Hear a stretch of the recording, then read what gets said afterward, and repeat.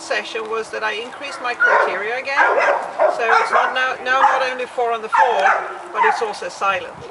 And you know, sometimes you click at the wrong time and you notice maybe once or twice I clicked as he was barking. That happens. With clicker training it doesn't really matter, it all comes out in the wash.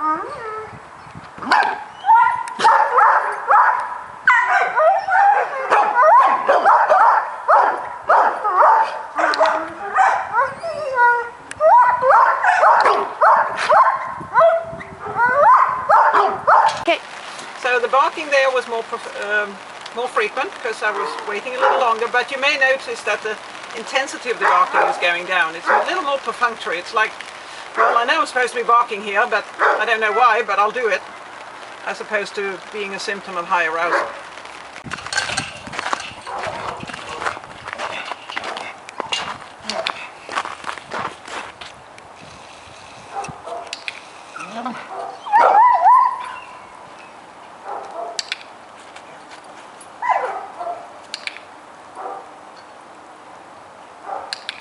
Okay, so believe it or not, that was a very successful training session. The camera battery died, but he didn't bark the whole session. I caught him early because he wasn't jumping as I came through the gate. He was jumping before I went through the gate, but not as I got through the gate. So I clicked and treated that right away, and then we were just on a roll.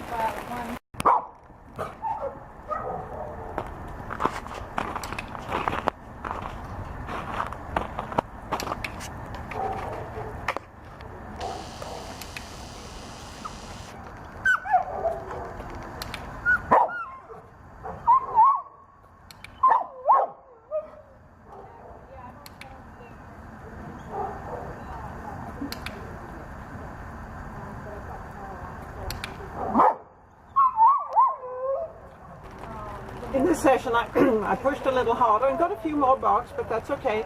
You may wonder why, after I have clicked, if he barks I still give a treat. That's because the clicker marks the behavior that he's getting the treat for. Click ends the behavior, as we say, which means that even doesn't matter what he does after you have clicked, because click is saying, now you've earned my treat. Now I'm going to give you the treat. Then I deliver the treat a second or so later. If he barks in between or jumps or whatever, it doesn't matter. I owe him that treat because I clicked, because I told him, good.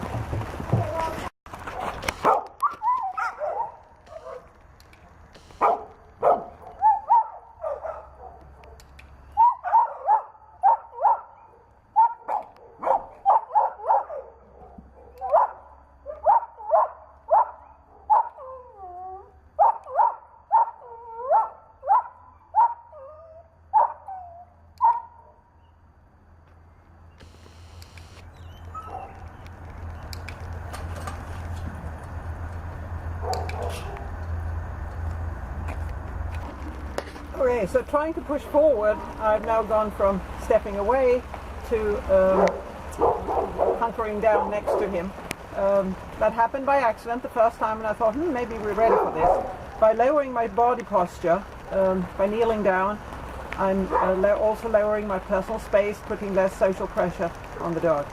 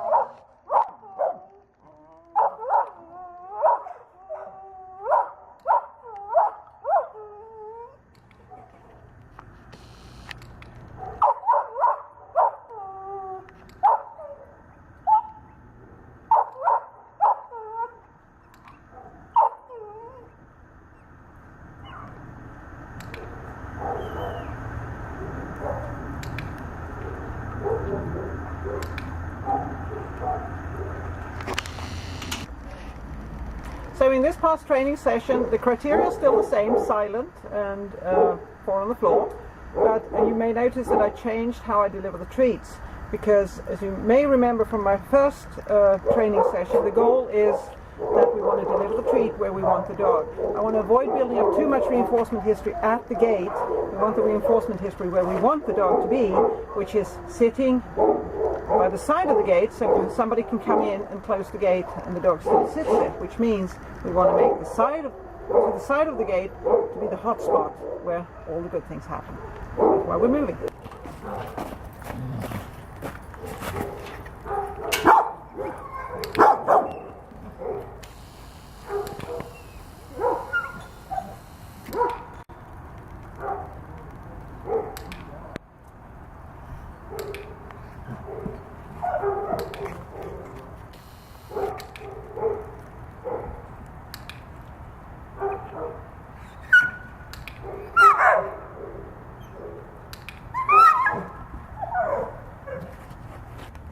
So now that I'm delivering the treats in a different place, I've increased my rate of reinforcement again. As you may have noticed, I'm clicking and treating much faster.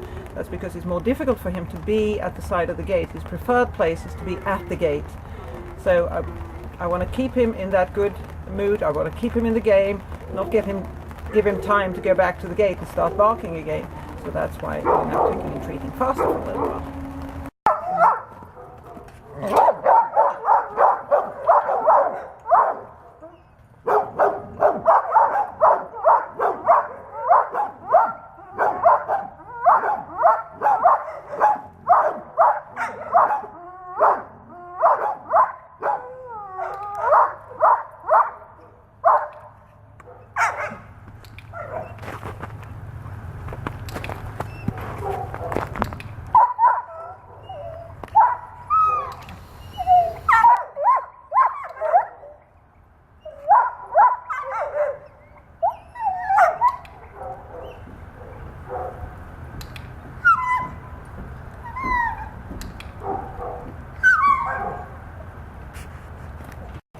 So we got a lot of barking at the beginning of that session. I was waiting that out because I don't want to interrupt the barking with a treat. I want him to interrupt his barking and then get a click and treat.